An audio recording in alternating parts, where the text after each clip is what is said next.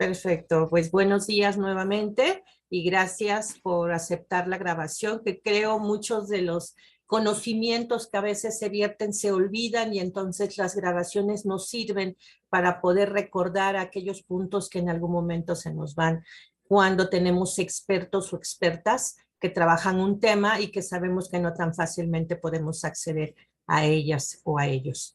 Y me da gusto tener aquí a la doctora Margarita Montes de Oca Colín.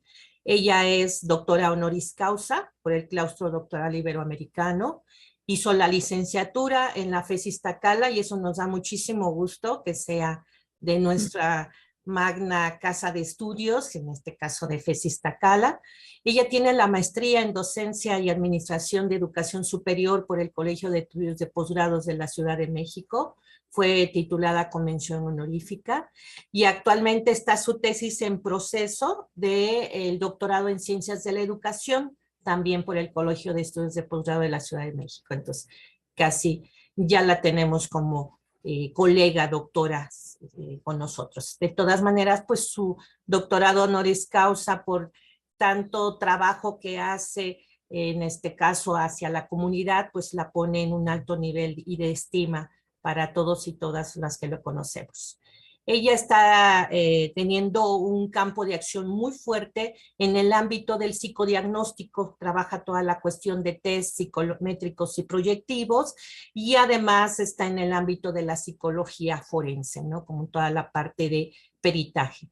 Es especialista acreditada en tanatología resiliente en cuanto a esta reconstrucción emocional, duelos y resiliencia por la Asociación Mexicana de Resiliencia. Y bueno, trabaja toda la cuestión de los diplomados de intervención de maltrato y abuso sexual infantil en la Secretaría del Trabajo y Previsión Social y en otras instituciones gubernamentales.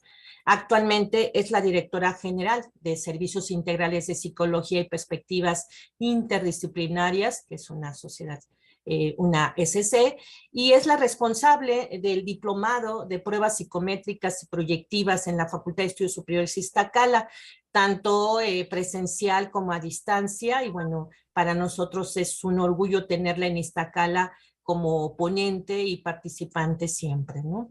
Y bueno, ha estado siendo ponente del diplomado de abuso sexual que tenemos en Iztacala sobre prevención, detección e identificación de abuso sexual infantil desde el 2008 que ha estado formando parte de esta planta académica, entonces también parte de su currículum es pues todo esto que les estoy comentando, más otras 10 hojas que nos mandó, entonces haciendo este pequeño y concreto resumen del trabajo que hace con base en la temática que va a trabajar, pues la dejo con la maestra y doctorante, doctora Margarita Montes de Oca Colín, que nos va a trabajar toda la condición de abuso sexual infantil en el área de la discapacidad.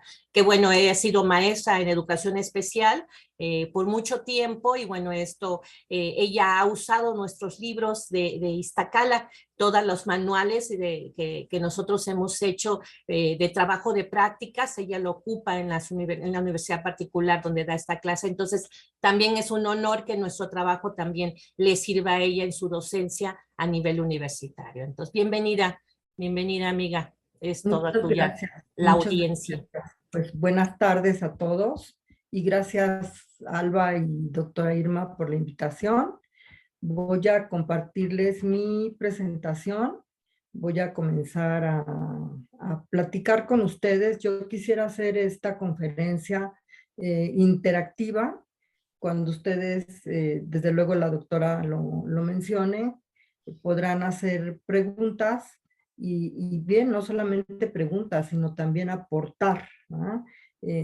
Cuando a mí la doctora Robles me hace esta invitación, bueno, pues me parece que sí, que me interesa mucho, me emociona, pero la cuestión es cuando comienzo a elaborarla, porque yo quisiera dar un semestre en este breve tiempo, porque es un tema muy extenso hablar de abuso sexual en la discapacidad, ¿no?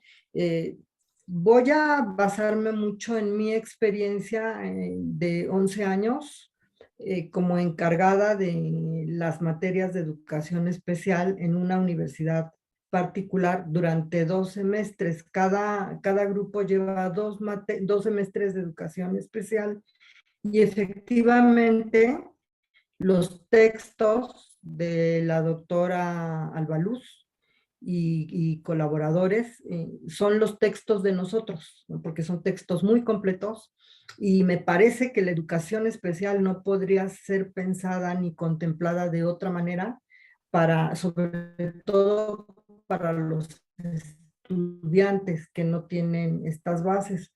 Ustedes, bueno, pues son residentes, no sé cuál sea en este momento su avance, pero sí imagino que tienen un amplio marco teórico de lo que hoy voy a tocar. Sin embargo, sí como marco teórico quise ponerles algunos conceptos que son importantes para hablar de abuso sexual en la discapacidad infantil. Entonces voy a compartir.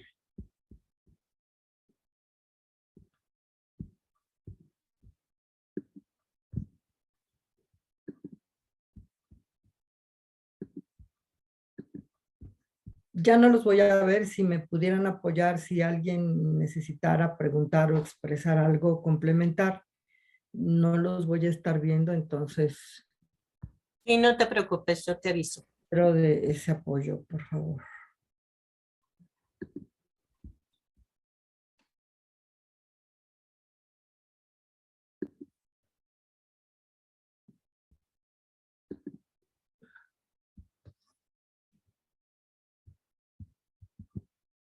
Bueno, seguramente ustedes conocen acerca de algunas estadísticas respecto a la población mundial y las personas que experimentan, que tienen discapacidad. El 15% de la población mundial, más o menos son 1.000 millones de habitantes, experimentan algún tipo de discapacidad. Más de 100 millones de personas discapacitadas son niños o niñas, que ese será el tema de hoy. Bueno, hablando de discapacidad, sabemos que nuestra intervención cuando es muy diferente cuando es una discapacidad intelectual que cuando es una discapacidad de otro tipo, ¿no? Hay parámetros que cuando se trata de recibir a estas personas en un servicio clínico, pues ya cuando son adultos, hablando de discapacidad intelectual, hay muy poco que hacer. Los niños y niñas con discapacidad presentan 4 veces más posibilidad de ser víctimas de algún tipo de violencia, y esto lo vamos a ver en el transcurso de esta sesión. Así como que el 80% de las personas con discapacidad viven en países en desarrollo, ¿no? Lo cual parecería como increíble, porque muchas veces pensamos que los países subdesarrollados son los que no pueden hacer nada para prevenir estas discapacidades o para dar un apoyo temprano. El 50% de las personas con discapacidad no tiene acceso a la sanidad. Y bueno, pues a mí también me parece un dato increíble que 180 países han firmado la Convención sobre los Derechos de las Personas con Discapacidad, y que las personas más vulnerables a sufrir no solamente abuso sexual, sino todo tipo de maltrato, precisamente son las personas con discapacidad.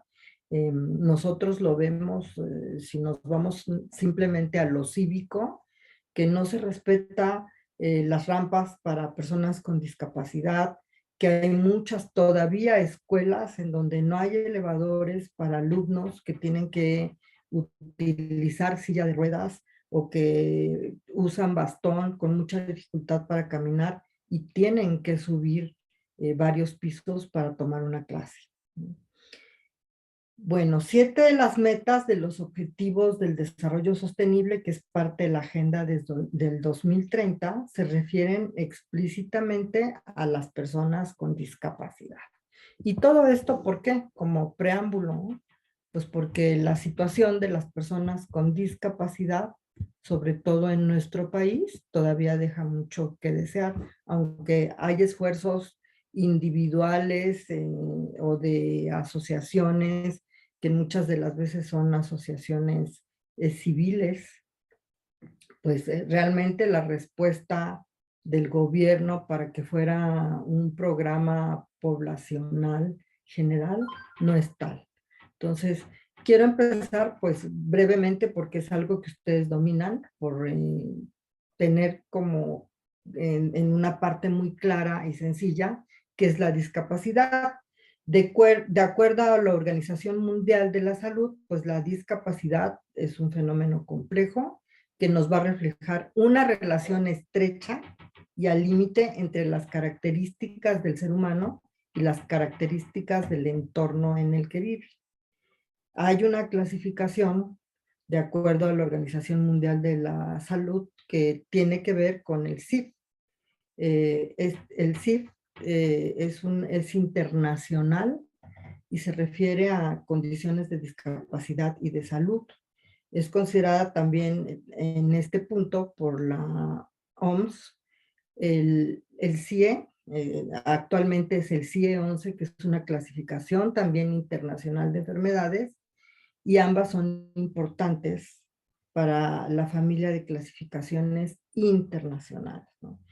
Quisiera mencionar también, aunque no lo menciona la Organización Mundial de la Salud, pues al DSM-5, que todos nosotros seguramente hemos consultado, en donde precisamente la clasificación de los trastornos inicia en la sección 2 y comienza con trastornos que tienen que ver con el neurodesarrollo, en donde la discapacidad intelectual es el primer trastorno que se menciona. La clasificación que tiene la discapacidad intelectual pues va de leve, moderado, grave y profundo, ¿no?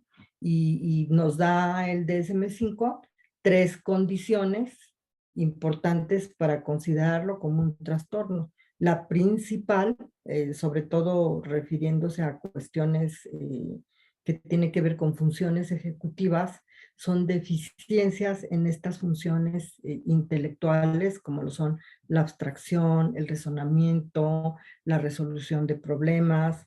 Hay evidencia de un pensamiento concreto, no hay, pero concreto no como lo marca Piaget, ¿no? Sino en cuanto a que la persona no se beneficia de la experiencia, hay problemas con el juicio, y todo esto yo lo estoy mencionando porque veremos más adelante que la discapacidad intelectual es la que más sufre de abuso sexual desde la infancia y tiene que ver precisamente con las fallas en estas funciones que acabo de mencionar.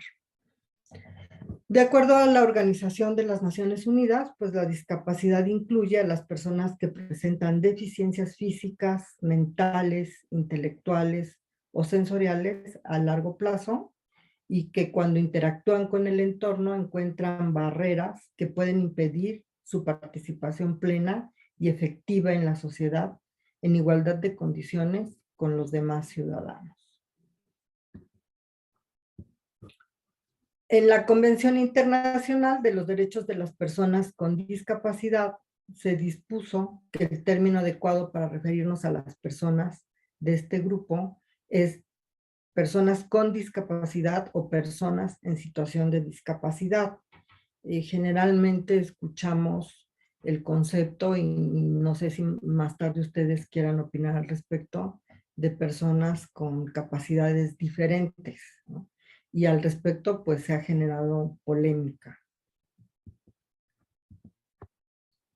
Bueno, la ya mencionada clasificación de CIF, que es la clasificación internacional del funcionamiento, hace diferencia en tipos de discapacidad. La primera es la discapacidad física o motora, la cual seguramente tenemos muy clara y tiene que ver con deficiencias físicas, motrices. La segunda, la discapacidad sensorial, que corresponde al tipo de personas que han perdido capacidad visual o auditiva y que presentan problemas al momento de comunicarse o de utilizar el lenguaje. La tercera es la discapacidad intelectual, y aquí hay una serie de limitaciones en las habilidades diarias que una persona aprende y les sirven para responder a distintas situaciones de la vida cotidiana. Es más fácil de llevar si su entorno apoya a esta discapacidad para hacerles más sencillos los aprendizajes y situaciones.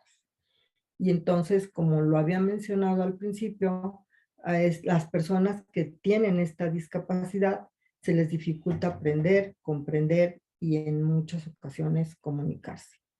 Esta discapacidad es irreversible, es decir, es para toda la vida, y no solo es un impacto que sufre el individuo, sino que también afecta al núcleo familiar.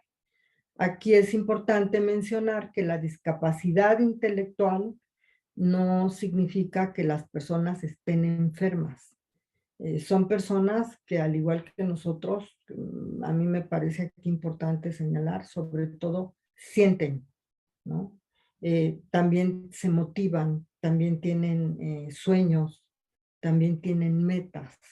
Y, y si el entorno desde la temprana infancia les procura una rehabilitación en lo posible, pues pueden lograr progresos y alcanzar algunos de sus objetivos, o todos, ¿por qué no decirlo así? Dependiendo del tipo de discapacidad. Ya había mencionado que el DSM-5 lo clasifica en leve, moderado, grave y profundo. La cuarta es la discapacidad psíquica, que es aquella que está directamente relacionada con el comportamiento del individuo, con su conducta. Se dice que una persona tiene esta discapacidad cuando presenta trastornos en el comportamiento adaptativo. Y precisamente una de las condiciones para la discapacidad, sobre todo intelectual, en ocasiones tiene que ver con este comportamiento adaptativo. Este tipo de discapacidad puede incluir algunas otras categorías que se relacionan con enfermedades mentales, como la depresión, como la ansiedad, como la esquizofrenia, como la bipolaridad y trastornos de pánico, además de trastorno esquizomorfo. Este trastorno debemos de distinguirlo porque su duración puede ir de 1 mes a 6 meses y es muy parecido a la esquizofrenia, pero la diferencia es en cuanto a la duración. Síndromes orgánicos, autismo y el síndrome de Asperger o Asperger. Bueno, ya con esta introducción y marco teórico entraremos a lo que es el abuso sexual infantil en la discapacidad. Yo quiero mencionarles que regularmente este tipo de abuso pues se descubre en la terapia, y no siendo este el objetivo de la terapia, si los niños cuentan con este apoyo, con este servicio, o en ocasiones incluso en nuestra propia práctica cuando somos estudiantes en la licenciatura o en las prácticas que hay en los distintos otros grados. Y es aquí en donde se descubre o se descubre en la escuela y en pocas ocasiones dentro del núcleo familiar. Vamos a ver más adelante cuáles son algunos indicadores y por qué es que muchas veces es fuera del núcleo familiar. Regularmente son personas a las que se les procuran cuidadores o servicios en donde el principal objetivo pues es la rehabilitación, y son niños y niñas y adolescentes que tienen mucho contacto con cuidadores y con diferentes cuidadores, ¿no? En la medida en que acuden a diferentes servicios o que se quedan al cuidado de tíos, o también podemos considerar que en algunos casos el padre abandona. También yo he sabido de casos en donde la madre abandona, aunque son pocos. Y entonces, pues, si el padre abandona, la madre tiene que salir a trabajar, sus hijos, el hijo con discapacidad se queda al cuidado de otras personas. Muchas veces se piensa que el cuidado a cargo de familiares es el más seguro, y podemos ver que no es así.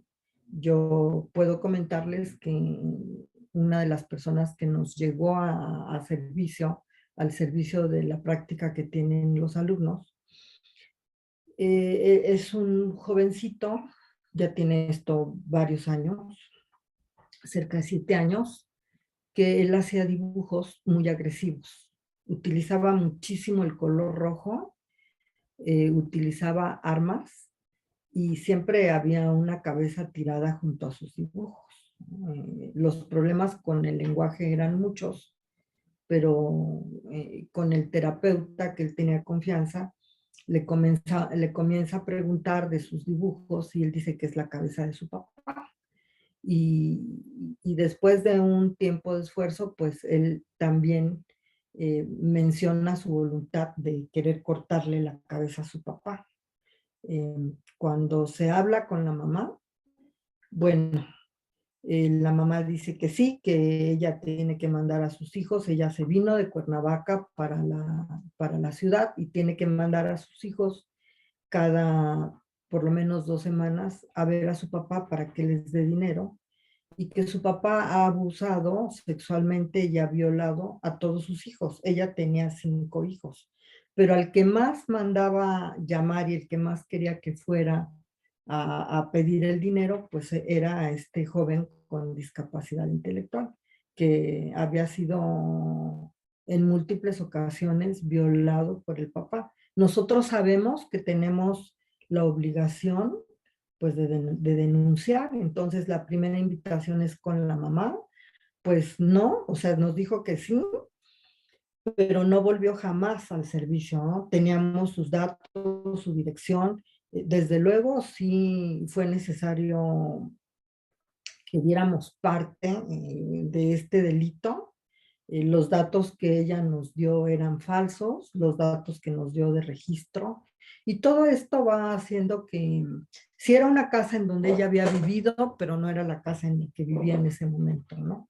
Era una señora que ya sabía incluso cómo manejarse y que estaba permitiendo que estas agresiones sexuales hacia sus hijos por parte de su padre biológico, pues siguieran dándose, ¿no? Y que se perpetuaran.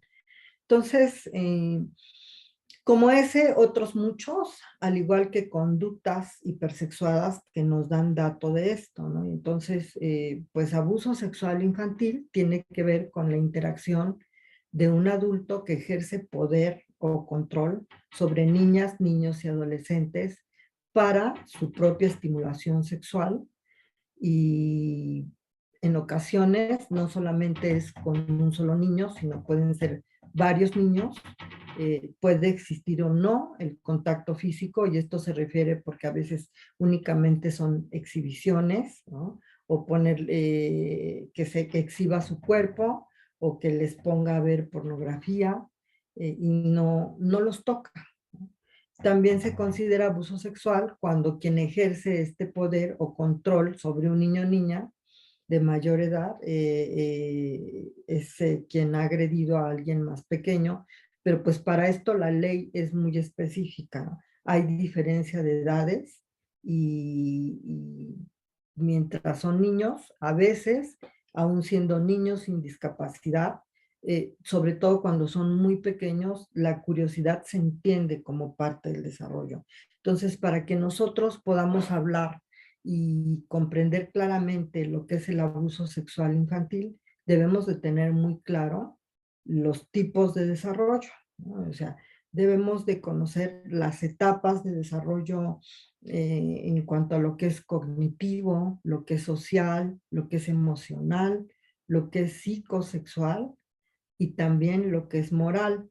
Evidentemente, el desarrollo moral, pues tenemos claro que cuando es el niño muy pequeño, ese desarrollo no existe. Lo que existe es la intención por parte del niño de evitar un castigo, por lo que parecería que ha entendido las reglas y que tiene moral, pero no es así. Lo que está haciendo el niño es evitar un castigo, pues porque en muchas ocasiones puede relacionar que ya se le ha dicho que eso está mal, y el tipo de castigo que puede recibir sí lo ejecuta, pero aproximadamente alrededor de los 8 años en adelante, un niño comienza a tener muy claro y comienza a aparecer lo que es el desarrollo moral, que es diferenciar entre lo que está bien respecto a conductas y pensamientos y lo que está mal, ¿no? Y cuando nosotros hablamos de periciales, como decía la doctora Robles, pues es muy importante cuando se está haciendo una pericial de abuso sexual,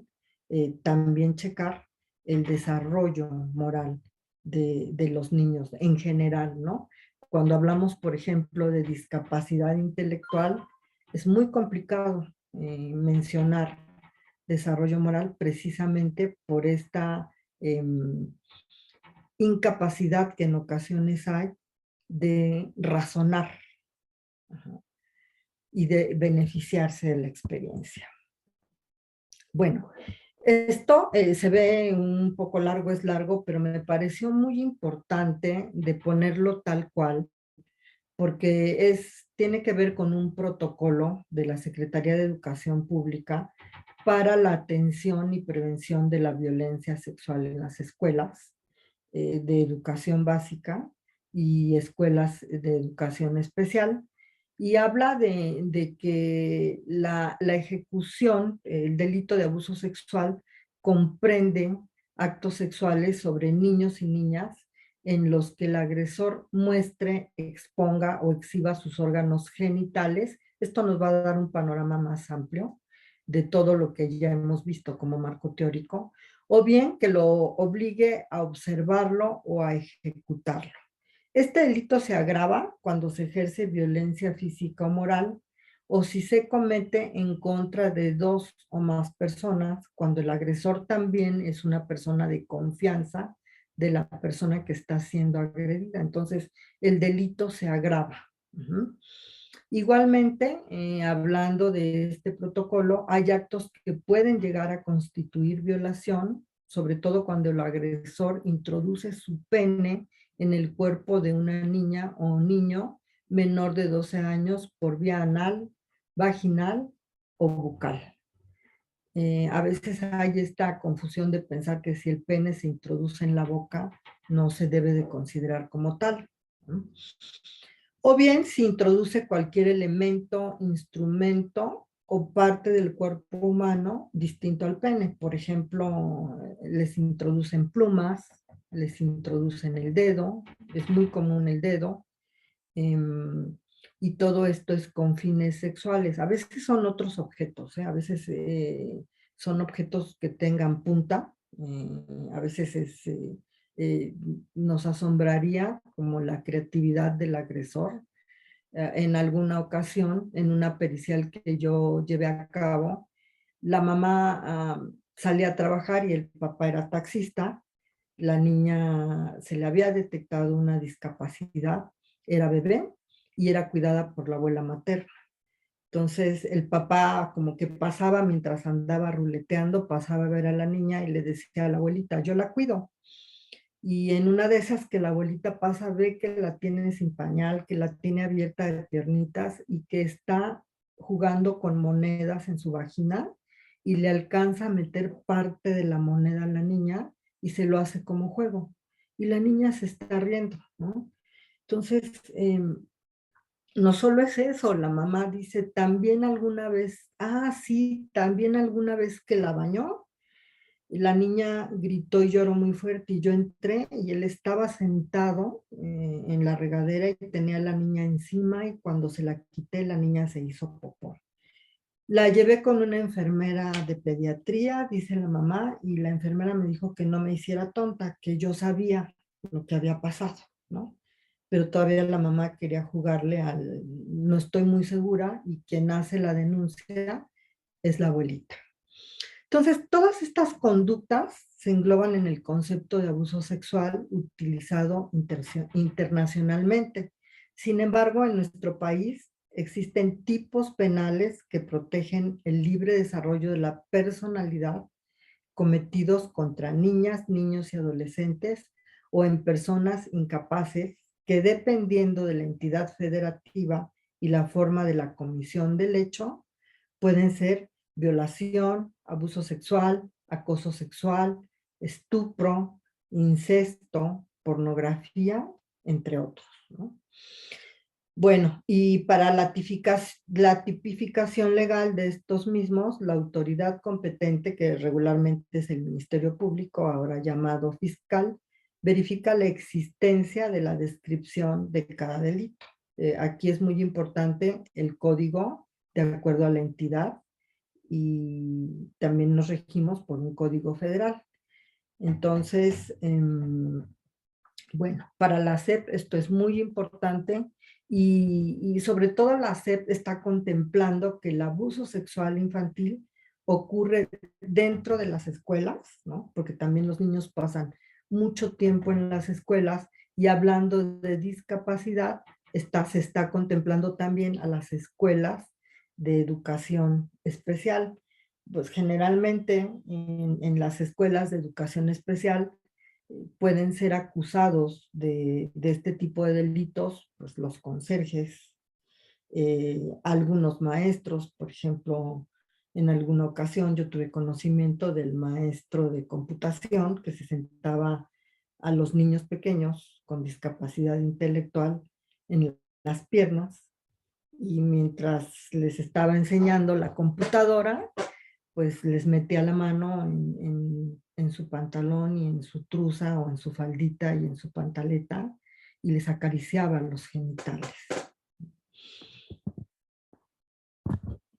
Bueno, pues el artículo 19 de la Convención sobre los Derechos del Niño define la violencia contra niños, niñas y adolescentes como toda forma de perjuicio o abuso físico-mental, descuido o trato negligente, malos tratos o explotación, incluido el abuso sexual.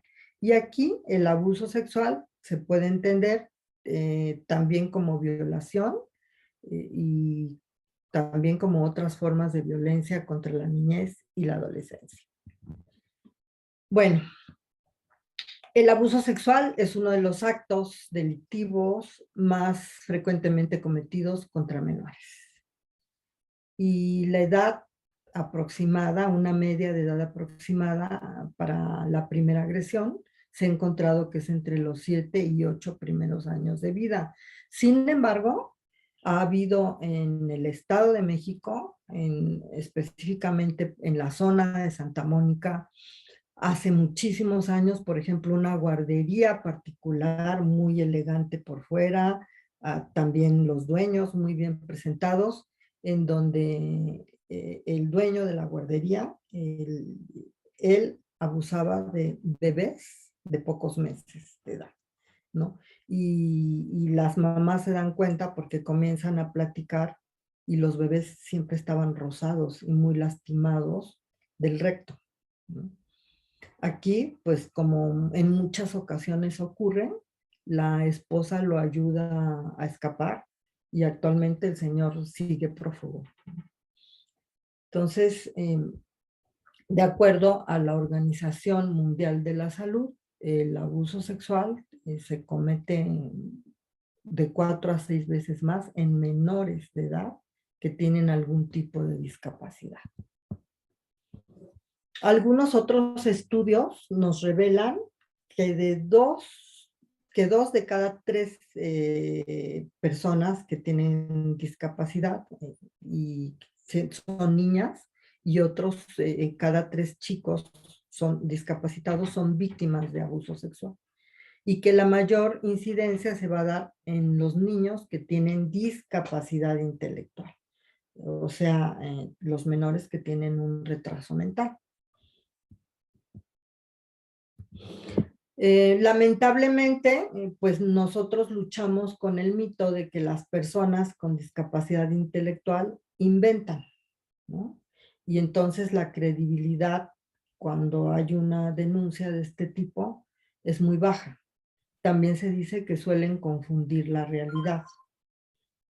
Estas creencias obviamente son falsas y dejan a estos niños en una situación de indefensión cuando no se les cree.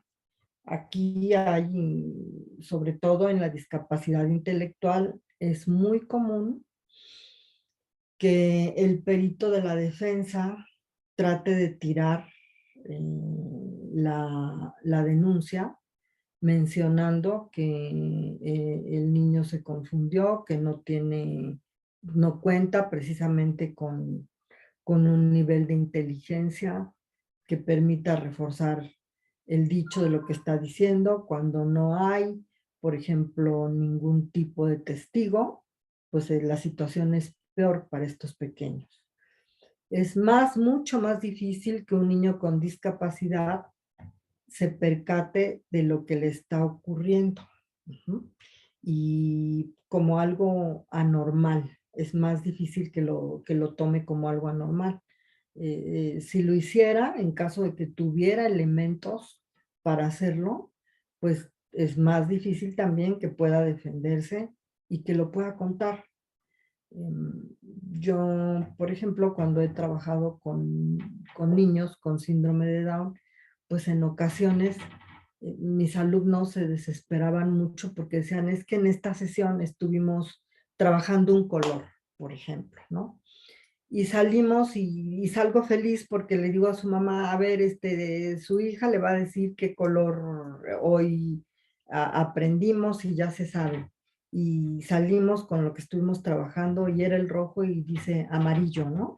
Entonces, pues la memoria a corto plazo incluso tiene muchísimas fallas y de ahí que pues la posibilidad de que el niño pueda contar lo que le acaba de pasar también se complica. Entonces, de todo esto, pues el agresor se aprovecha, considerando que el niño, la niña o el adolescente no lo van a contar y que si lo llegaran a hacer, pues es muy difícil que les crean.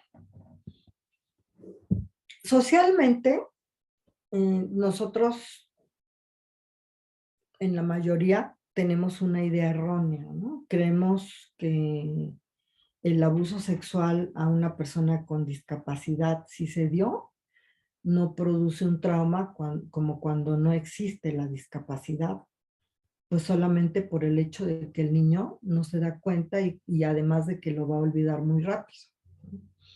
Sin embargo, pues no es así. Cuando el abuso sexual se da en un niño, niña o adolescente con discapacidad, deja exactamente las mismas secuelas que en un niño que no tenga una discapacidad intelectual, sobre todo, ¿no? Que sería la ansiedad, el miedo, la depresión, el insomnio, desconfianza, en ocasiones trastornos alimenticios y también puede observarse muchísimo que, por ejemplo, el control de esfínteres, cuando ya ha sido dominado, pues sufre una regresión. Generalmente comienzan a orinarse nuevamente, sobre todo por las noches, y también como una evidencia física, cuando la agresión está siendo directamente en el recto, pues son niños que comienzan a no contener el excremento y tienen escapes, ¿no? Escapes de excremento que son, obviamente son de llamar la atención porque son abundantes y no los puede controlar. Bueno, pues la diferencia es que estos niños tienen menos recursos para superar todo esto que acabo de mencionarles. Por ejemplo, es menor eh, la probabilidad de que se les crea. Muchas veces también esta evidencia de que no son creídos, pues los devasta más y los invita a ya no hablar. Ahora, ¿por qué?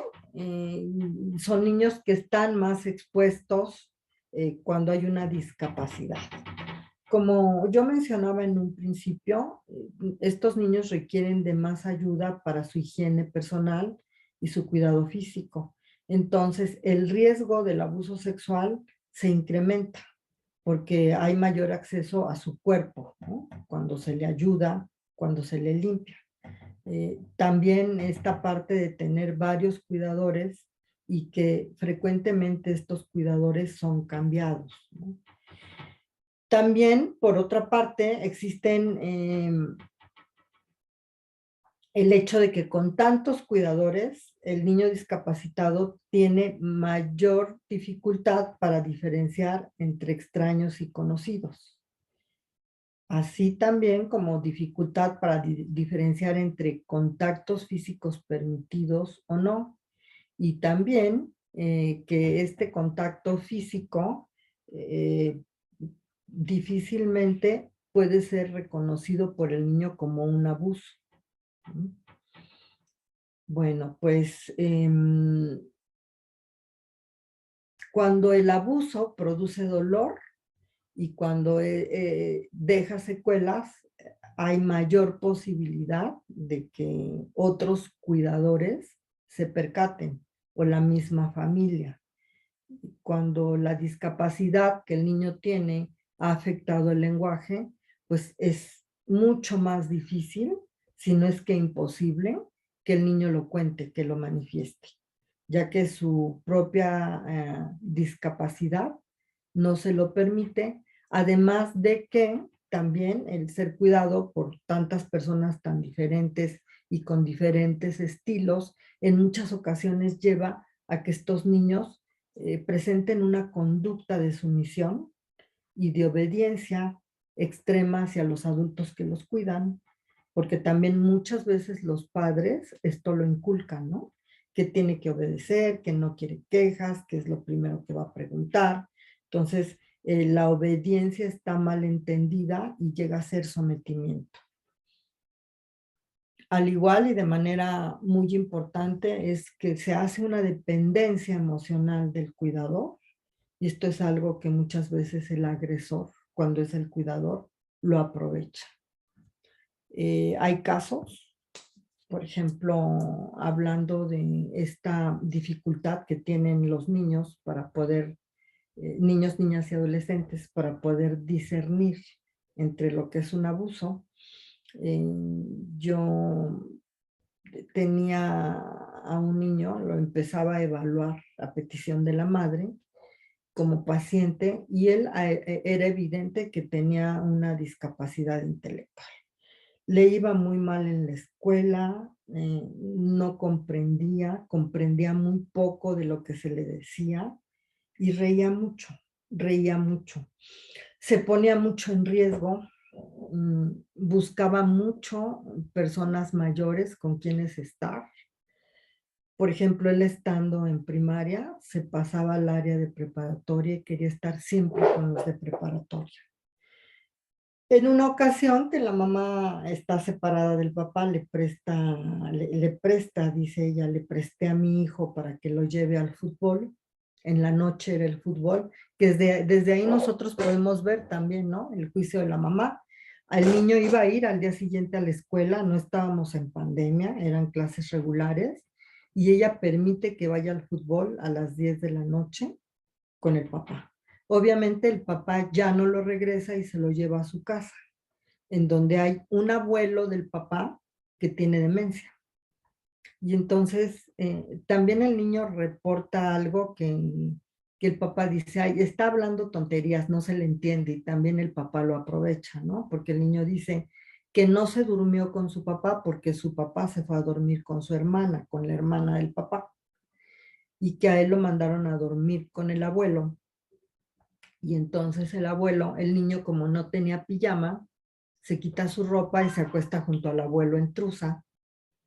Y entonces el abuelo comienza a tocarlo, lo comienza a besar en la boca, le comienza a hacer sexo oral, el abuelo se desviste, el niño se desviste, y cuando el abuelo lo saca de la cama y lo para, al niño le da miedo y se va a acostar con la abuelita. Y le dice lo que su abuelo le estaba haciendo y la abuela le dice que no le haga caso y que no le diga a la mamá. Pero lo que al niño le suena es cuando le dice no le digas a tu mamá, porque eso sí, había tenido la mamá como mucho cuidado de que nadie le podía decir no le digas a tu mamá, ni las personas que lo cuidaban, ni su papá, que el niño le tenía que decir todo. Entonces, cuando no lo llevan a la escuela, cuando la señora va por él a casa de la familia del papá, pues se entera por el niño. Lo primero que el niño le dice, a pesar de que todo mundo le insistió que no le dijera a la mamá, es exactamente lo que el señor le había hecho, ¿no? Y toda la familia dice, pues no vamos a denunciar porque es una persona que tiene 90 y tantos años, que va a ser en la cárcel, él ya está demente, y bueno, será algo que el niño tenga que superar, ¿no? Miren, sobra decirles que nunca más lo volvieron a llevar conmigo, ¿no? Yo insistí mucho con la mamá que tendrían que ponerse de acuerdo, que el abuelo seguía siendo un peligro, que no podía dejar que su hijo siguiera en esa casa, porque la mamá menciona, bueno, es que incluso volvimos a ir y el abuelo como si nada, y mi hijo volvió a ir a abrazarlo, se le sentó en las piernas y lo abrazó y lo estuvo besando. Entonces, pues los niños en este no darse cuenta, en este no beneficiarse de la experiencia y que los adultos no hacemos más, repiten la conducta en la que se ponen en peligro, ¿no?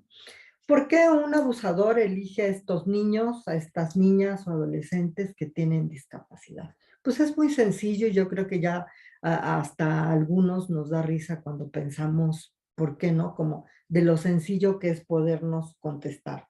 Primero, porque es mucho más fácil engañarlos, ¿no? Porque no tienen poder, son menos poderosos, tienen menos capacidades, habilidades y recursos para darse cuenta y para defenderse. Son menos capaces de oponerse al abuso y de resistirse a él. Sobre todo que la capacidad para revelar el abuso es mucho menor, incluso puede llegar a ser nula, como en los niños y niñas que no han desarrollado lenguaje útil para comunicarse. Socialmente son percibidos como menos creíbles en caso de que sean capaces de darse cuenta y de decirlo. Entonces, estas son obvias razones por las cuales un abusador elige a los niños, a las niñas y a los adolescentes con discapacidad. También en la familia, por ejemplo, hay familias en donde tienen varios hijos con discapacidad intelectual. Entonces, llega a darse, y yo he tenido estos casos, que entre hermanos se relacionen sexualmente, ¿no?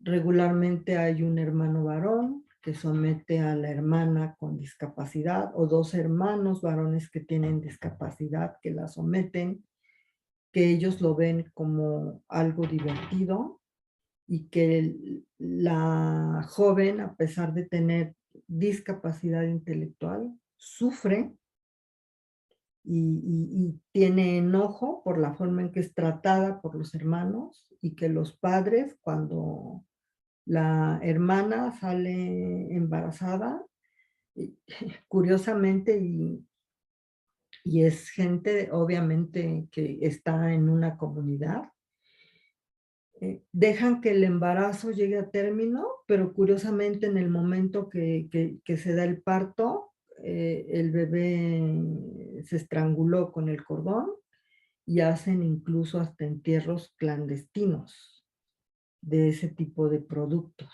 ¿no? Y siguen cohabitando los hermanos con la hermana y la mamá sigue saliendo todo el día y el papá sigue saliendo a trabajar y el abuso sexual se puede perpetuar por años, ¿no? Y luego la hermana que no tenía discapacidad intelectual, que actualmente ya es una señora de 70 y tantos años, dice, pues yo me daba cuenta y yo fui cómplice, ¿no? Y ahora que tengo esta edad, pues no puedo con todo lo que viví cuando era niña y no entiendo por qué mi mamá se salía y nos dejaba.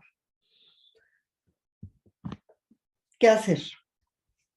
Pues lo primero repito, es un tema muy extenso, ¿no? Pero yo he querido adaptarlo a lo que es una maestría en educación especial, que como yo lo supongo está más dirigida, muchísimo más dirigida al tratamiento y a la prevención también de esta parte que es el abuso sexual cuando se detecta, ¿no?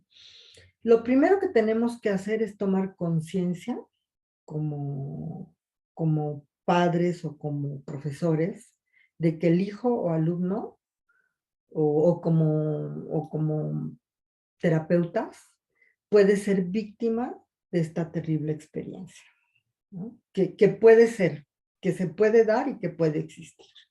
Esto nos va a permitir, cuando esté muy claro, el percatarnos de más detalles. Si lo ignoramos, obviamente no nos vamos a percatar. Entonces, la recomendación es mantenernos vigilantes, pero sin una alarma de todo, ¿no? O sea, sin satanizar toda conducta que pudiera tener que ver con sexo. Asegurarnos de que el trato que recibe el hijo, el alumno o el paciente por parte de las distintas personas de su entorno sea el adecuado, para estar en condiciones de detectar si el niño muestra temor a un cuidador en concreto, si rechaza estar con esta persona y no quiere quedarse a solas con él o ella, y en muchas ocasiones el rechazo es evidente, ¿no? Puede ser con gritos, con llanto, y, y a veces pues los papás dicen, no, pues te quedas, ¿no? No seas grosero. Siempre hay que investigar por qué no. Mantener siempre la calma, lo cual es muy difícil, ¿no? Cuando ya es evidente que algo está pasando. Y no colocar fantasmas en donde no los hay. Hay que mantenerse atentos, ¿no? Y en todo caso, en una guía que yo pongo en esta presentación, pues mantener comunicación. Es recomendable que se tenga no solo contacto con uno de los cuidadores o de los profesores, sino con los más que se pueda, por lo menos 2 o 3. Los especialistas coinciden hablando de indicadores de abuso sexual en que no existen conductas que puedan evidenciar a ciencia cierta el abuso sexual. Sin embargo, hay indicadores, hay consecuencias o hay cambios que en muchos casos son lo único que nosotros tenemos como instrumentos de detección, ya que como se ha visto, las verbalizaciones son escasas para poder detectar de manera eficaz un posible abuso. Muchas personas con discapacidad intelectual van a mostrar su malestar físico o psicológico mediante su conducta. Entonces hay que estar atentos a esto. O sea, la observación es vital, ¿no? Y la observación, aunque no podemos aquí hablar de recetas, pues los cambios de conducta. Nosotros, si somos observadores, sabemos que un paciente, un alumno o un hijo tiene un comportamiento que es habitual. Cuando este comportamiento cambia de manera drástica, pues hay que estar atentos. Bueno, se puede encontrar como este tipo de indicadores, factores relacionados con estrés postraumático. Aunque el estrés postraumático tiene un tiempo para ser considerado como tal, de acuerdo al DSM-5, bueno, pues en personas con discapacidad intelectual se va a manifestar en forma de trastorno de conducta. Puede haber ansiedad, como explosiones de ira, de agresión, de quejas somáticas, de alteraciones. Puede haber depresión manifestada en apatía, en falta de vitalidad y energía. Pues esta depresión, ojo, porque en niños, niñas y adolescentes la depresión no siempre es apatía, a veces es hiperactividad, a veces es incluso agresión que antes no se mostraba. Puede haber insomnio, el insomnio puede estar ocasionado también por pesadillas. Puede haber verbalizaciones espontáneas que deben atenderse y no pasarse por alto. Puede haber masturbación compulsiva. Por ejemplo, nosotros tuvimos un paciente con un autismo severo y él se la pasaba tocándose, ya era un adolescente, se metía la mano a la truza y se tocaba y se tocaba y se tocaba y lograba erección y regresaba y lo volvía a hacer y lo volvía a hacer, ¿no? Entonces, así lo lleva la mamá para solicitar el servicio y cuando se le pregunta es, pues es que el médico me dice que es su manera de bajar su ansiedad, ¿no? Y a veces podemos quedarnos con eso y no indagar. Movimientos de coito, que también es, por ejemplo, colocarse atrás.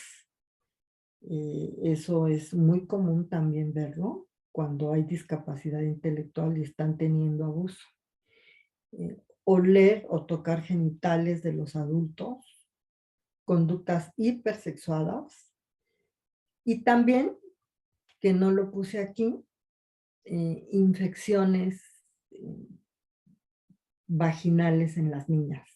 Obviamente con un flujo maloliente, muy maloliente, y que en muchas de las ocasiones al contacto con el ambiente se endurece rápidamente, pero la principal característica de este flujo es que es amarillento y maloliente, ¿no? Entonces aquí, si no hay penetración con el pene, sí puede estar habiendo con los dedos, y es lo mismo, ¿no? Porque pues eh, pudiera ser a lo mejor un agresor muy obsesivo que se lavara las manos como un ritual, pero no precisamente que lo hiciera para no poner en peligro de una infección a la niña.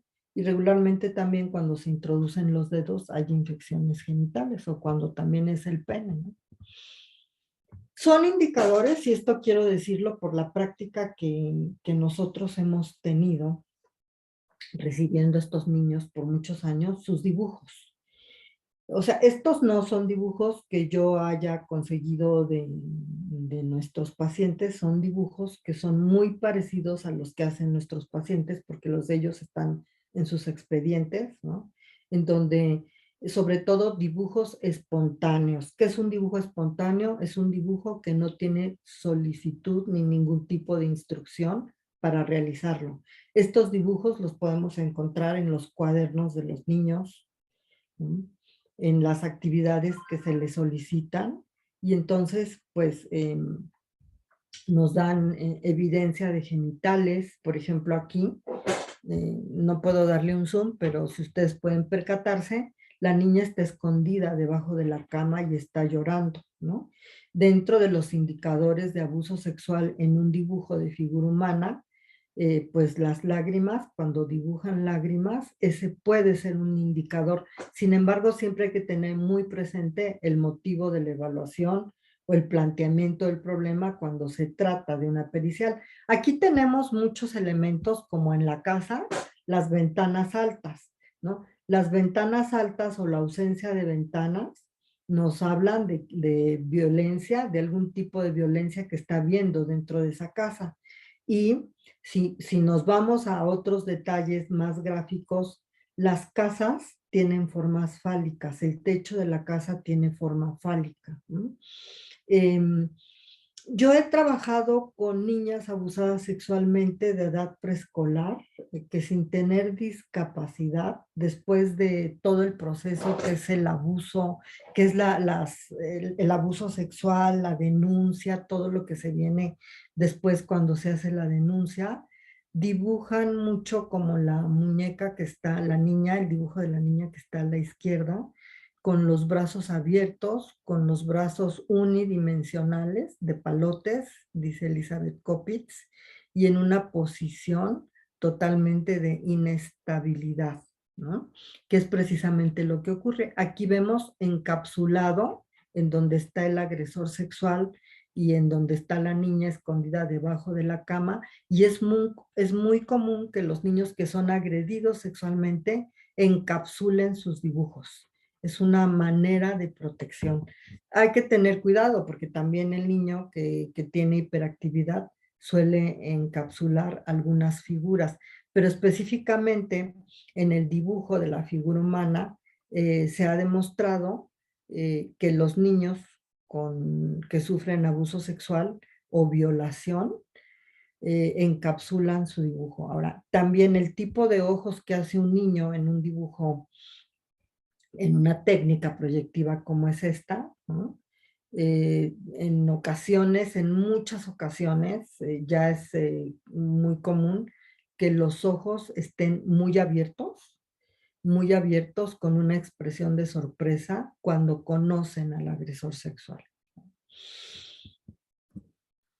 El sombrear la zona genital o el remarcarla también es evidencia de abuso, de un tipo de ansiedad respecto a la zona. Hay otros indicadores como las piernas tan juntas que hablan de tensión y que también se ha encontrado en niños que tienen niños, niñas, adolescentes y adultos que tienen mucha preocupación por la agresión sexual o que bien han sido agredidos sexualmente. No quisiera dejar pasar por alto que pensemos que solamente el agresor sexual puede ser un hombre dentro del núcleo familiar o un extraño. También puede ser un hombre. Hay mujeres, yo ya evalué a una maestra de preescolar que precisamente abusó sexualmente de 3 niños en la escuela y lo hacía jugando a la casita.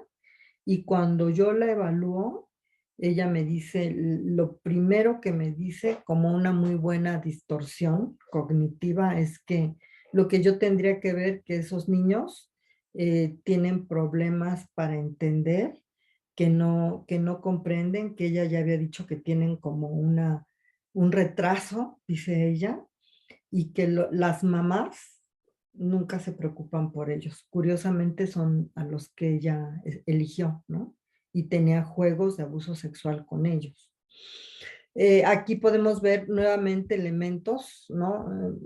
Lo complicado para la interpretación de un dibujo cuando hay más de una persona dibujada o se le da animación a los objetos es precisamente que quien dibuja va a proyectar lo que siente en todos los que esté dibujando, ¿no? Entonces aquí, bueno, pues el niño dibuja a una mujer, se dibuja él al centro, vemos la parte sombreada y entre lo que está a la izquierda, no puedo decir qué es porque yo no lo apliqué y yo no pregunté, hay asomada una cabeza, ¿no? Y es un rostro y hay lágrimas, tiene los ojos cerrados y hay lágrimas, ¿no? También vemos elementos fálicos. Estos son dibujos espontáneos todos, ninguno es un dibujo a pedido, pero precisamente es en los dibujos espontáneos en donde más podemos encontrar cuando se trata de discapacidad intelectual y cuando el niño puede hacer un dibujo. Por ejemplo, aquí, ¿no? Es muy común que los niños, niñas y adolescentes que tienen discapacidad intelectual expresen en dibujos espontáneos las visitas nocturnas. Las visitas nocturnas que reciben estando ellos en su cama. A veces lo ponen así de claro y en otras ellos están en la cama, dibujan la puerta abierta y la persona que está entrando a su recámara, a su habitación, ¿no? Y todos estos, ¿no? Pues son pedidos de ayuda, son pedidos, son llamados de auxilio, ¿no? Ya en Argentina han hecho muchos estudios respecto a los niños maltratados con cualquier tipo de maltrato y los niños abusados sexualmente. Y en Argentina han encontrado que estos niños, niñas y adolescentes, usan mayormente el color rojo cuando están siendo agredidos. Yo puedo decirles en mi práctica que es así, que también nosotros lo hemos encontrado mucho, que utilizan mucho el rojo, además de que dibujan armas, cuchillos, dibujan pistolas, dibujan machetes, dibujan cuerpos en partes, decapitaciones, em, a veces hay manos o piernas amputadas, genitales amputados, ¿no? Eh, yo quiero meterme un poquito a hablar de test, espero no incomodar a nadie, porque a veces la postura es respecto a las pruebas psicométricas y proyectivas, es de rechazo. Y espero no molestar a nadie, pero por ejemplo el test de la casa, hay una prueba que es HTP de Book y Warren, que es una prueba muy interesante y que también es una de las pocas pruebas que ha encontrado elementos de abuso sexual y de maltrato y que los ha manifestado, eh, que son muchos, ¿no? Incluyendo casas con formas geométricas, el humo saliendo de las chimeneas, la ausencia de ventanas o las ventanas muy altas, las casas de espaldas. La connotación de la casa es la figura materna y son las relaciones dentro de la familia, las relaciones en el hogar actuales, ¿no? Obviamente que cuando hay el dibujo de una casa que está a punto de caer o que si nosotros la vemos de lejos no da la impresión de ser una casa estable, con cimientos estables, yo sí he encontrado y muchas investigaciones han encontrado, yo en mi práctica y las investigaciones en sus procedimientos, que una casa como la que estamos viendo aquí a la izquierda habla de una madre que no contiene. Ujú. Además de que ya entrando en otros detalles de las pruebas, pues el techo tiene que ver con la inteligencia, el techo tiene que ver con la fantasía y es integrar muchos detalles. Aquí, la ausencia de brazos, también han hablado mucho en Argentina que la ausencia de brazos tiene que ver con una madre que no ha contenido. Además de todas las interpretaciones que tiene con otras técnicas la ausencia de brazos, ¿no? Por ejemplo, la falta de cuello, principalmente cuando nosotros vemos falta de cuello y elementos, es muy importante aquí cuando hablamos de abuso sexual, considerar que no debemos dejar pasar la comparación del desarrollo del niño respecto a la edad cronológica que tiene. Entonces, la ausencia del cuello es importante. En primer lugar, lo primero que tenemos que descartar, que no sea algo orgánico. Y regularmente los niños con discapacidad intelectual dibujan sin cuello, dibujan brazos unidimensionales y figuras completas. Las figuras completas muchas veces no están cerradas, el cuerpo no está cerrado, eh, el cabello es muy escaso o ausencia de cabello, los ojos no tienen pupilas y en ocasiones son dibujos totalmente, la mayoría de las ocasiones son dibujos totalmente asimétricos y son dibujos que no están bien integrados. Es decir, los brazos no van en donde tienen que ir, las piernas, si hay piernas, no van en donde tienen que ir. A veces los brazos salen de la cabeza. Bueno, pues también hay elementos aquí, podemos ver muchos elementos de agresión. Se supone que si este es el sol, ¿no? Lo está poniendo rojo y está poniendo un sol agresivo, pero el principal elemento de agresión aquí son los dientes y la expresión de los ojos. No hay pies, todos estos elementos son indicadores del estado emocional de quien ha dibujado. Entonces, sí quiero dejar como una herramienta muy importante los dibujos espontáneos de estos niños, sobre todo cuando los tenemos nosotros por un tiempo que no es corto, a lo mejor van a ser nuestros pacientes por más de 3 meses o por un semestre o por un año, si son nuestros hijos o si son nuestros alumnos por todo un año escolar. Hay que estar atentos a sus dibujos espontáneos y cuando sospechamos hay que revisar sus cuadernos a ver qué dibujan. Bueno, pues también está la entrevista de valoración, cuando se tienen estos indicadores y nuestras sospechas aumentan. Y esta entrevista siempre debe ser practicada por una persona que sea de absoluta confianza, no solamente para el niño, niña o adolescente, sino también para nosotros que estamos sospechando, ¿no? Como yo ya les mencioné, el agresor sexual está en donde menos lo pensamos. Me parece como una sugerencia pertinente que todas las personas que tuviéramos que tratar con estos niños en situación de discapacidad, sobre todo intelectual, ¿no? Porque ya se mencionó en otras discapacidades, el niño no está afectado para entender, por ejemplo, en una discapacidad física, no está afectado para entender que lo que le están haciendo está mal, e incluso para sentir rechazo.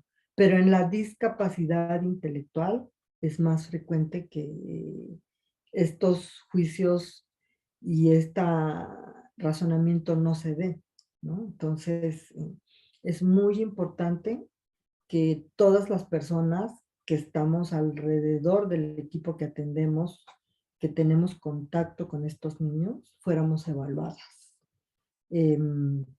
Evaluadas en una entrevista, evaluadas si es preciso con algunas herramientas psicométricas, si bien pudieran decir, bueno, proyectivas no, porque son subjetivas, pero aún las pruebas proyectivas tienen validez y confiabilidad respecto a la estandarización de las mismas, ¿no? Sin embargo, es respetable si no se tiene confianza en las pruebas proyectivas, pero hay pruebas psicométricas que pueden darnos mucha información, como en Minnesota, respecto a las personas que van a estar involucradas en el cuidado y rehabilitación o terapia de estos niños, de estas niñas y de estos adolescentes, ¿no? Estas etapas del abuso sexual que regularmente se espera que ocurran, hablando de abuso sexual en niños que no tienen discapacidades, pues nos hablan de fases, ¿no? De las fases que ocurren de seducción, de interacción abusiva, del secreto, ¿no? El secreto que puede ser con convencimiento o secreto que puede ser con amenaza, de cuando el niño decide hacerlo. Muchas veces, en mi experiencia, los niños hablan cuando reciben una clase en la escuela o cuando reciben información en la escuela de lo inadecuado de ciertos contactos.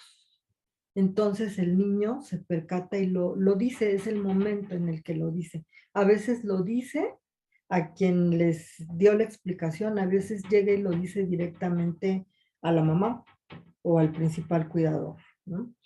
Hay también una fase de retractación y a veces lamentablemente esto ocurre porque la familia así lo pide, ¿no? Como es en el caso del niño que yo les comentaba, pues el abuelo ya tiene demencia, no se va a denunciar, vamos lo que se tenga que hacer, pero esto no pasa de la familia y entonces el niño tendrá que decir que no ocurrió, que lo soñó, que ya no se acuerda y hay represión, ¿no? Y obviamente que una siguiente etapa pudiera ser que a pesar de esta retractación se tome fuerza y siempre sí exista la denuncia.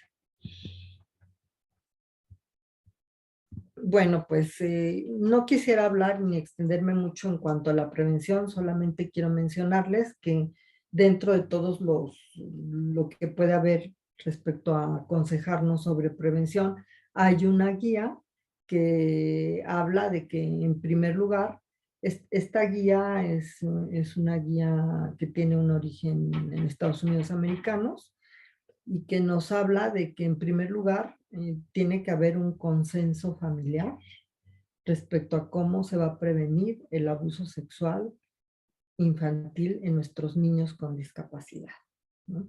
Y las características que debe de tener este consenso, sobre todo una buena comunicación, pensar que todos los niños son vulnerables al abuso sexual, que los niños que tienen discapacidad lo son aún más y que, sin embargo, hay maneras de reducir esta vulnerabilidad y de tratar de mantener la seguridad a través de que todos los que, primero, inicialmente la familia sea proactiva en cuanto a acciones de seguridad, ¿no? La familia puede ser un lugar seguro entre menos posibilidades haya de tener que contar con cuidadores, ¿no? Mm, Cuando en casa, por ejemplo, ahorita en la pandemia, aumentaron los abusos sexuales. No solamente, o sea, aumentaron otras muchas más conductas que son preocupantes, ¿no? Como la ideación suicida, el mismo suicidio, em, las obsesiones y las compulsiones, etcétera, ¿no? Pero el abuso sexual se incrementó mucho. Mucha gente tuvo que permanecer en su casa y pudiéramos decir, se incrementaron también los embarazos, ¿no? Y se incrementaron los nacimientos. Mucha gente permaneció en su casa, muchos hombres y mujeres adultos se quedaron en su casa y no salieron a trabajar ni salieron a su cotidianidad habitual y se quedaron todos en casa y los niños se quedaron en casa.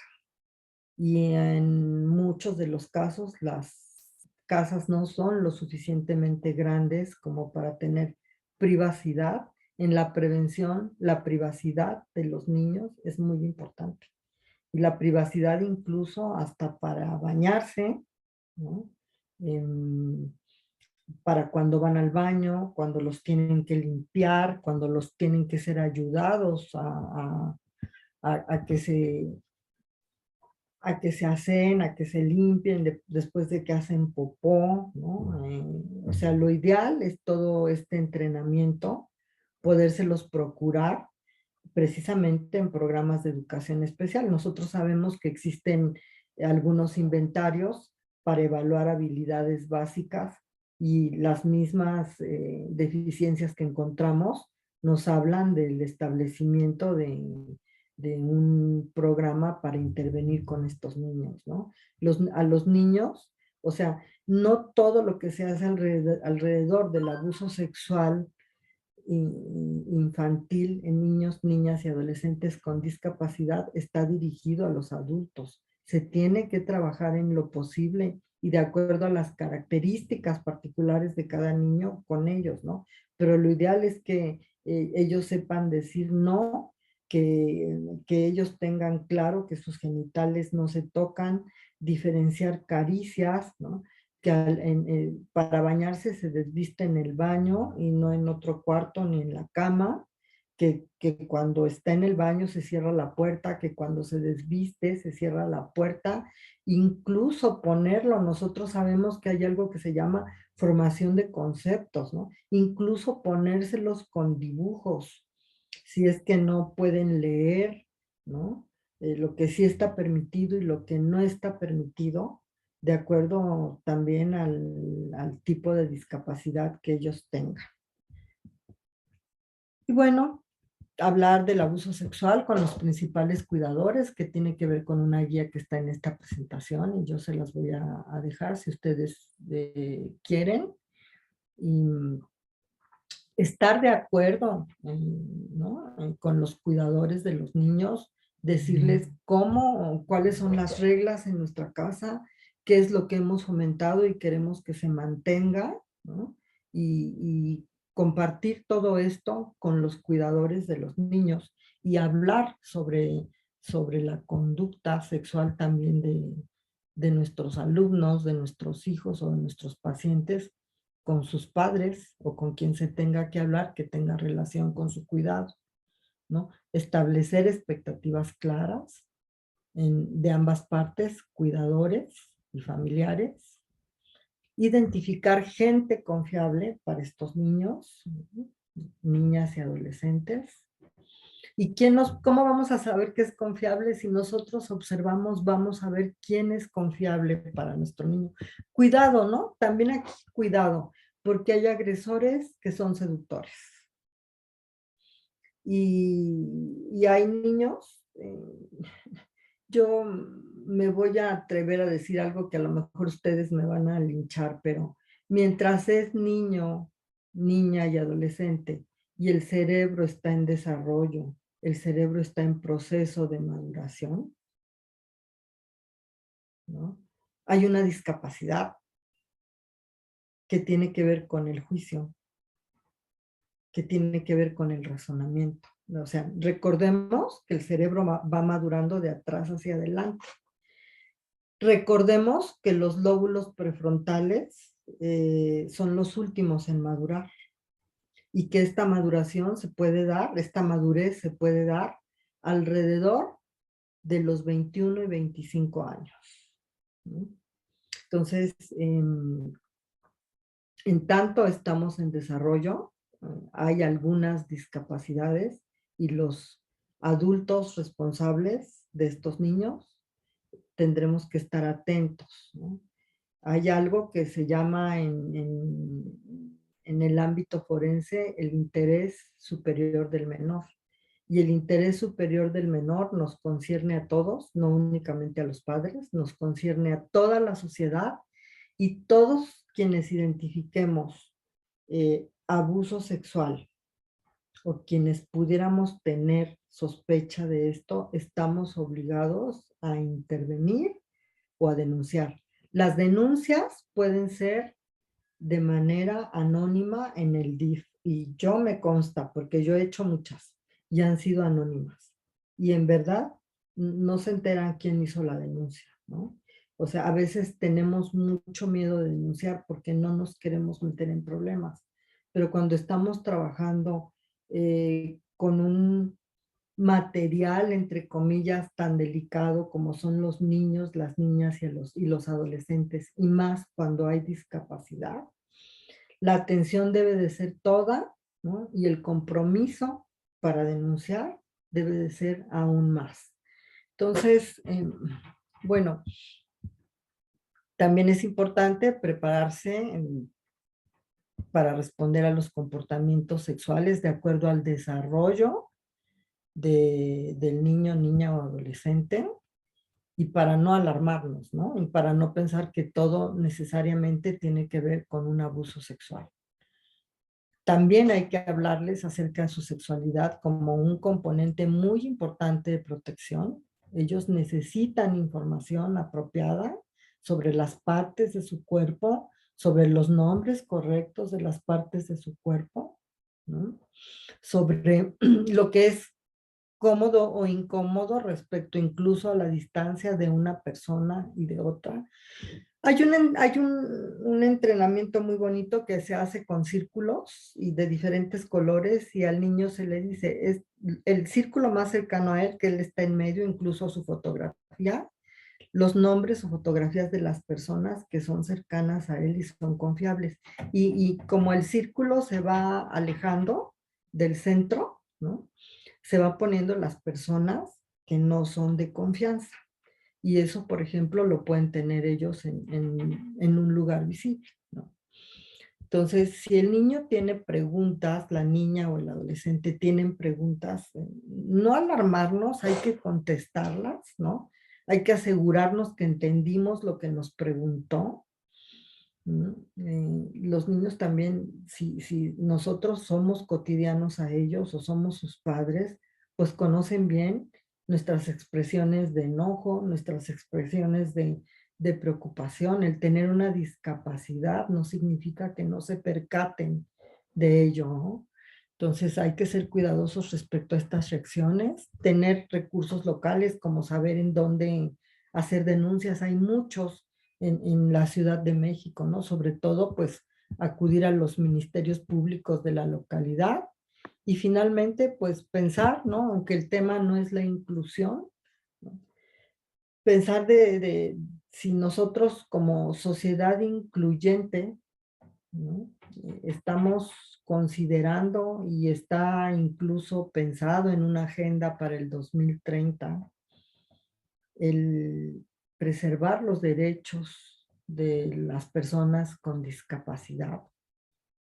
Es muy importante mantenerles en todo lo posible y dar respuesta inmediata, mantenerles a salvo en prevención del abuso sexual y dar una respuesta inmediata cuando este ha ocurrido, ¿no? Em, es evidente que en no pocos ministerios públicos, cuando la persona que va a denunciar tiene discapacidad intelectual, hasta la misma persona que está tomando la denuncia se desespera. No hay un entrenamiento para tratar con estas personas en este tipo de situaciones. Y bueno, pues aquí en esta presentación yo les dejo lo que es esta guía que va dirigida sobre todo a cuidadores. Y muchas gracias, maestra Margarita, por su ponencia. Y bueno, ahora pasamos a la ronda de preguntas. Entonces, los que quieran le pueden levantar la mano para ir viendo la ronda de preguntas en cuanto pues, a las dudas que puedan tener o comentarios que puedan hacer de esta conferencia. Andrea, por favor.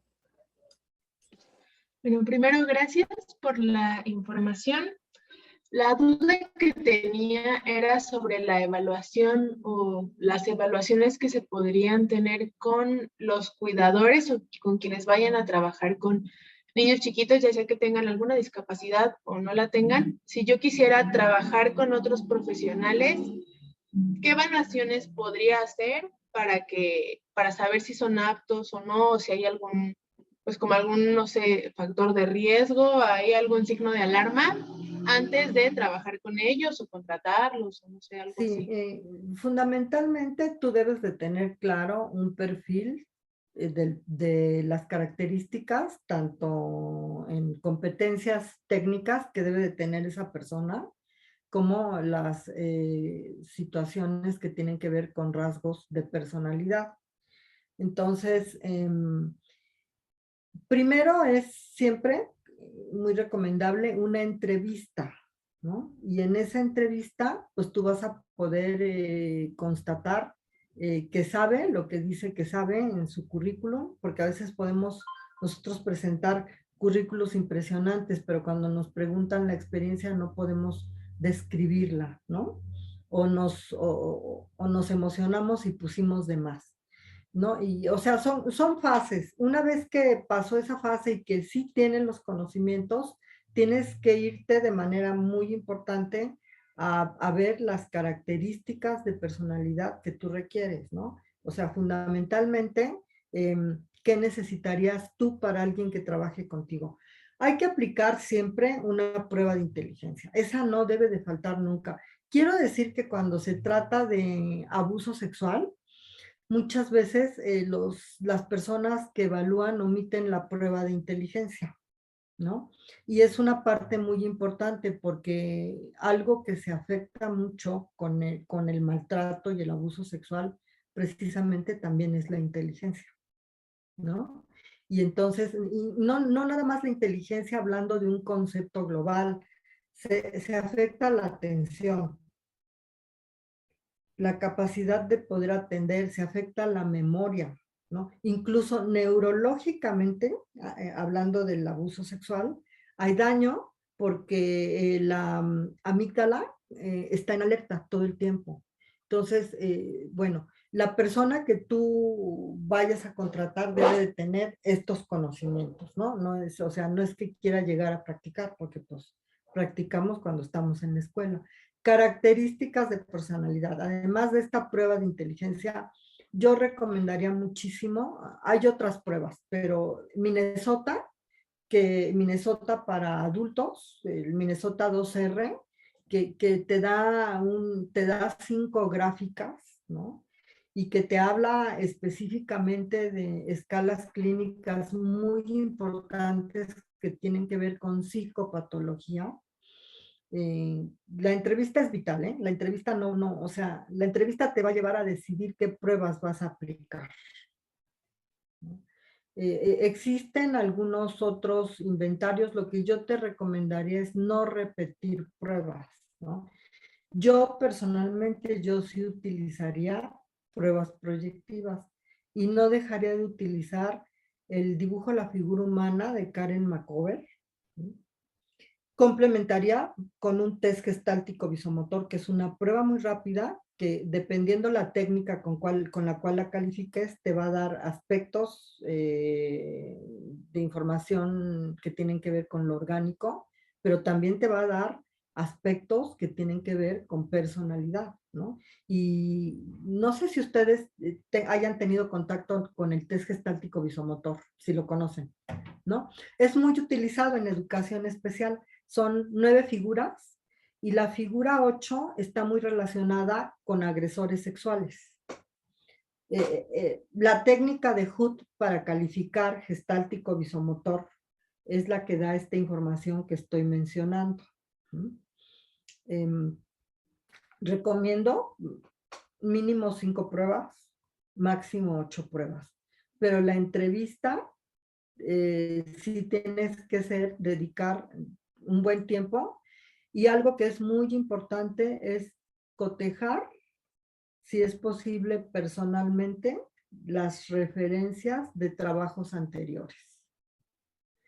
Por ejemplo, la maestra que yo les dije había sido despedida de un kinder antes de ingresar a esta escuela por abuso sexual y la contrataron y nadie la investigó. ¿Me explico? Nadie la investigó.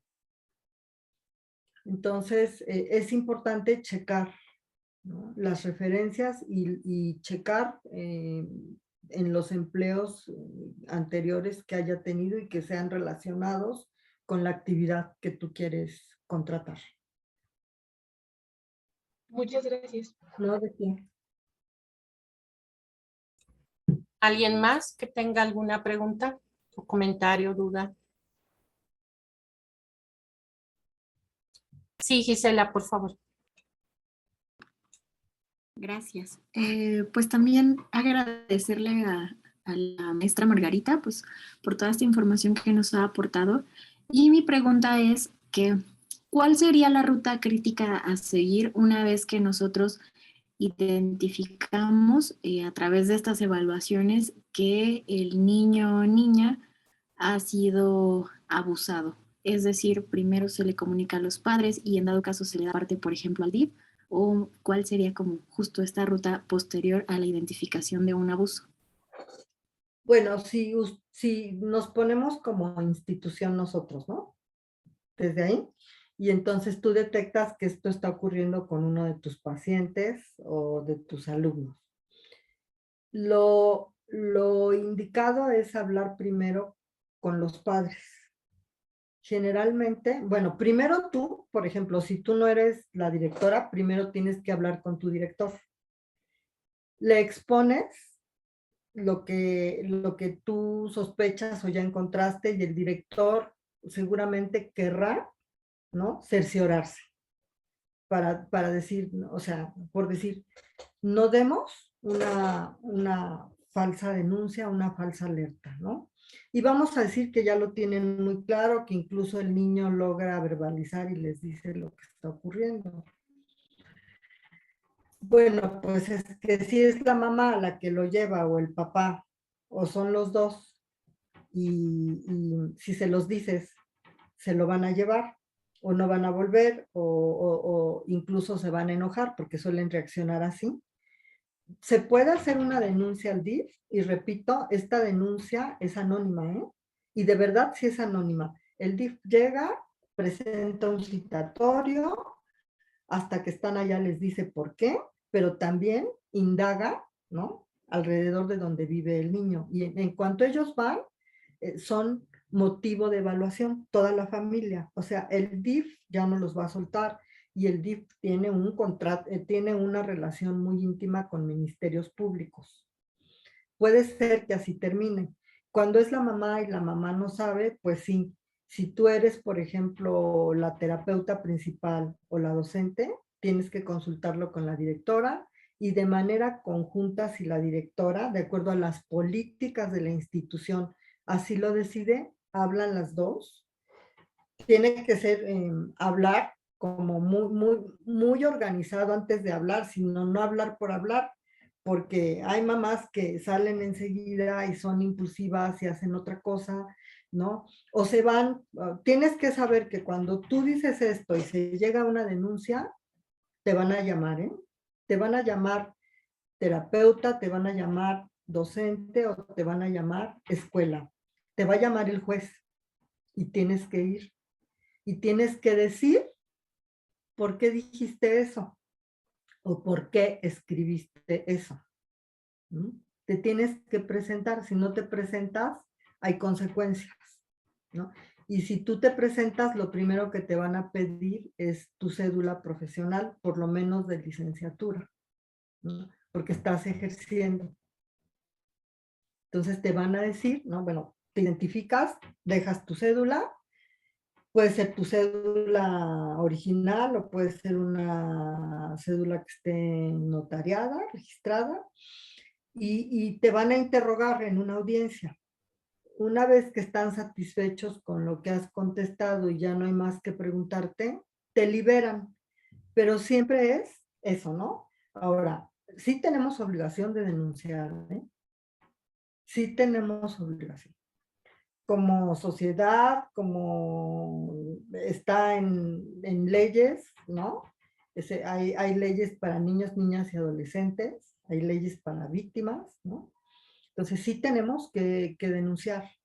Eso es un hecho, no nos podemos quedar o no podemos echar al niño de la institución o a la niña y decir, pues yo ya me lavé las manos, porque también tendrías que decir por qué, ¿no?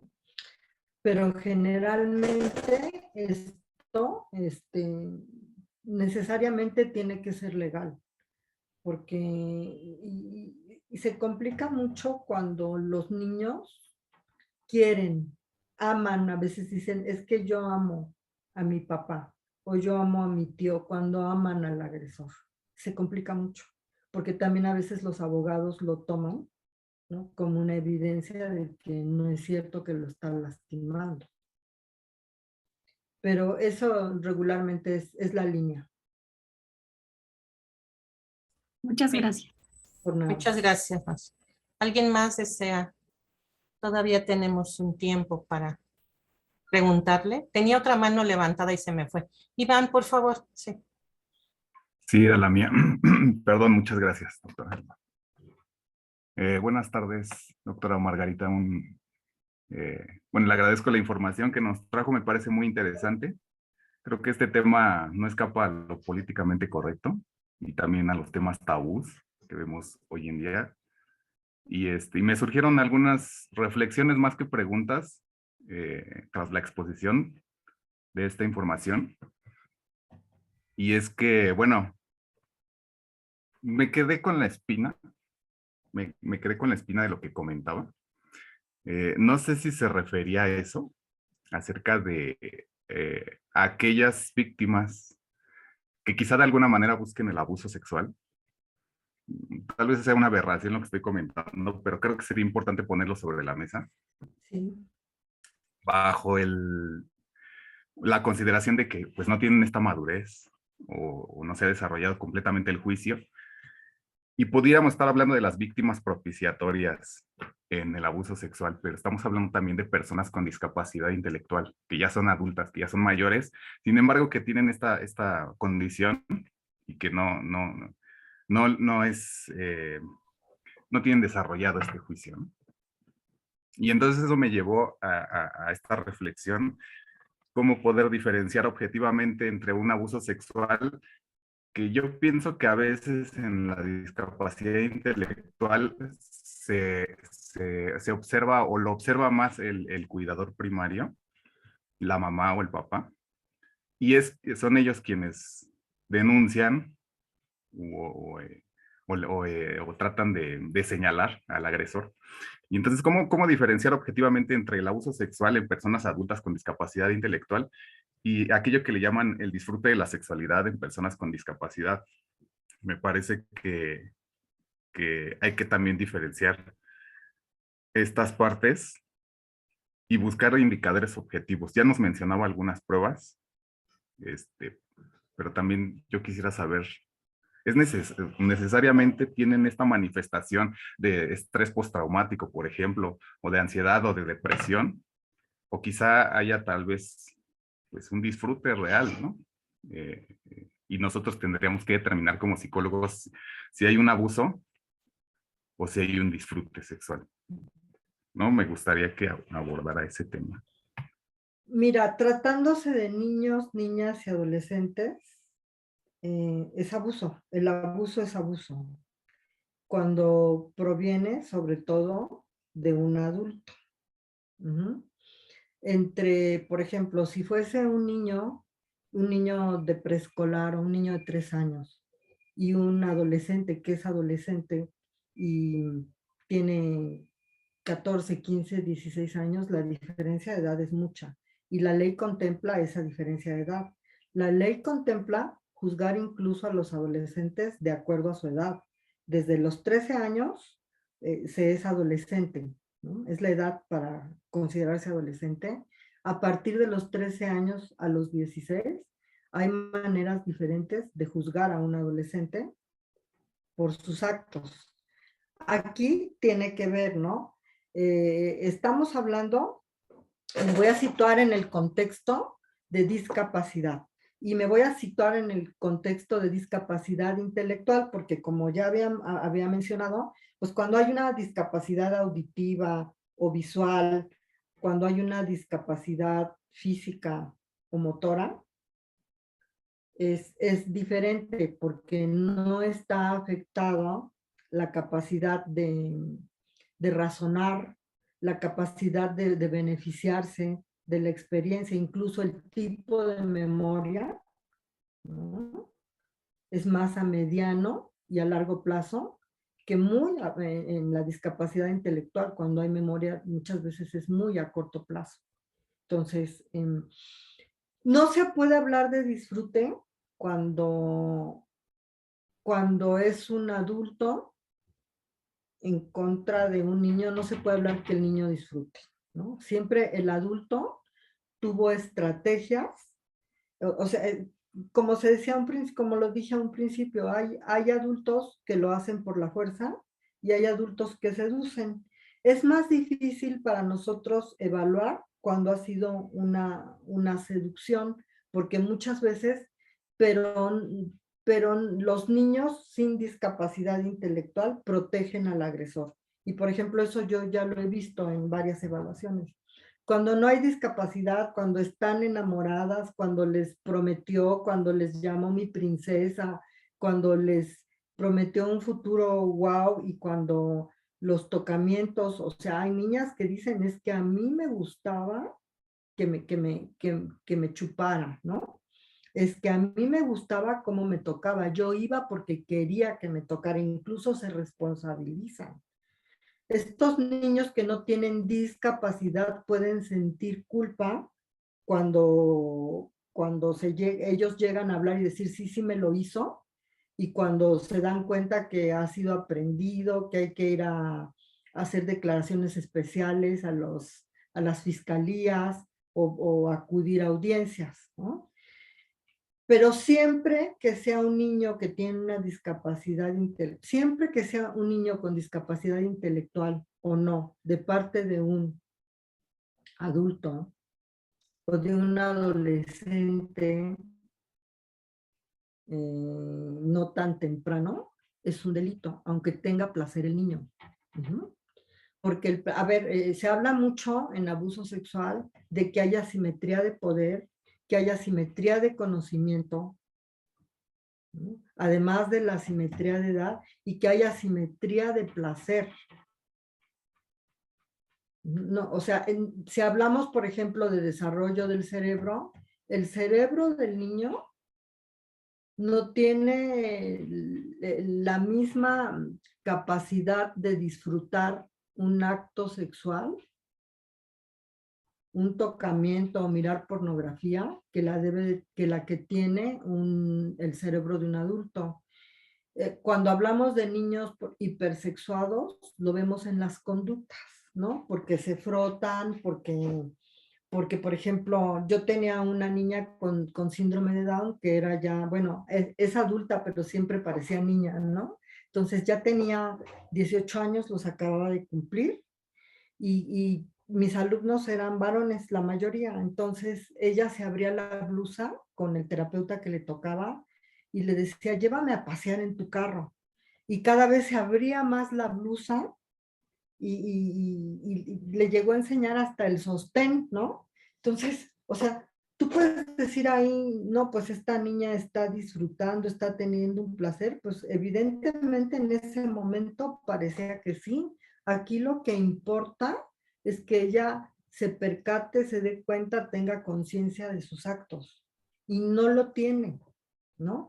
Muchas veces en la ley se habla, y a nosotros nos van a decir como psicólogos, que emitas una opinión si es imputable o inimputable de acuerdo al asunto que se esté tratando.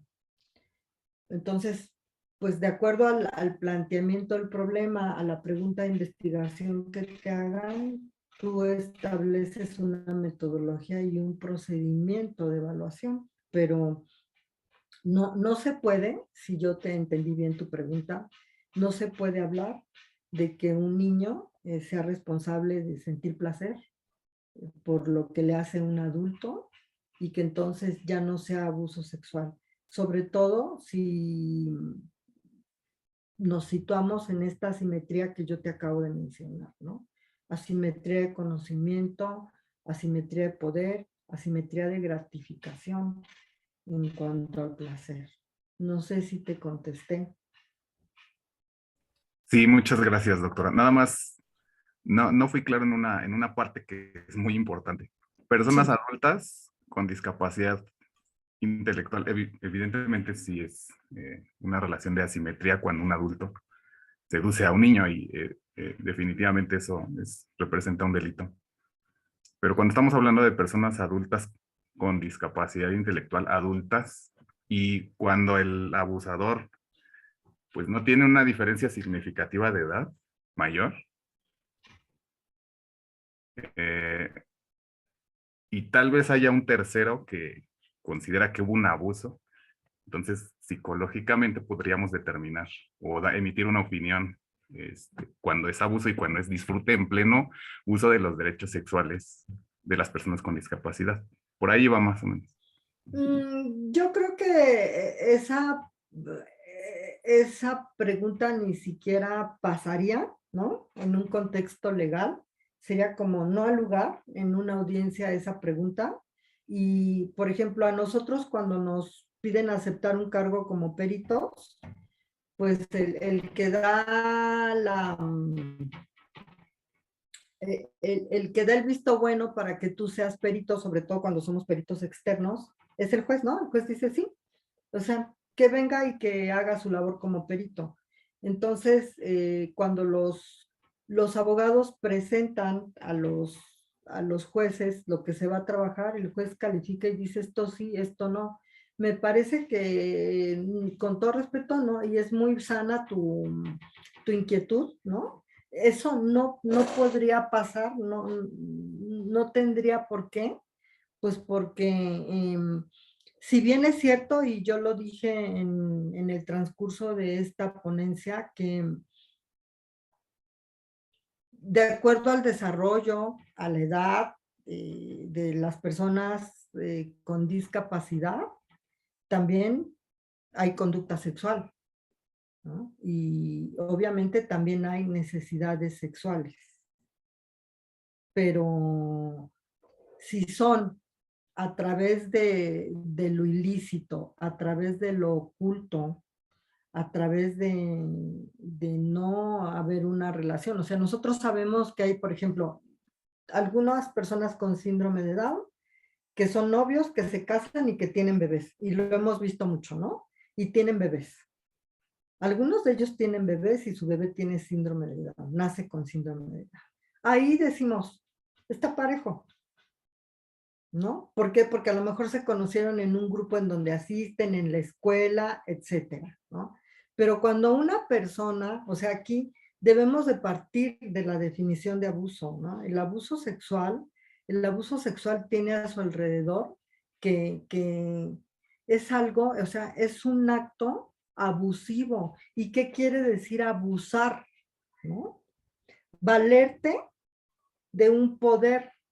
¿Y cuál es el poder entre adultos, hablando de adultos, de una adulta con discapacidad intelectual y un adulto que no tiene problemas de discapacidad intelectual? Precisamente esa asimetría es que él no tiene discapacidad intelectual y que está abusando de la incapacidad que tiene esta persona para discernir que lo que pensaríamos cualquier otra mujer, ¿no?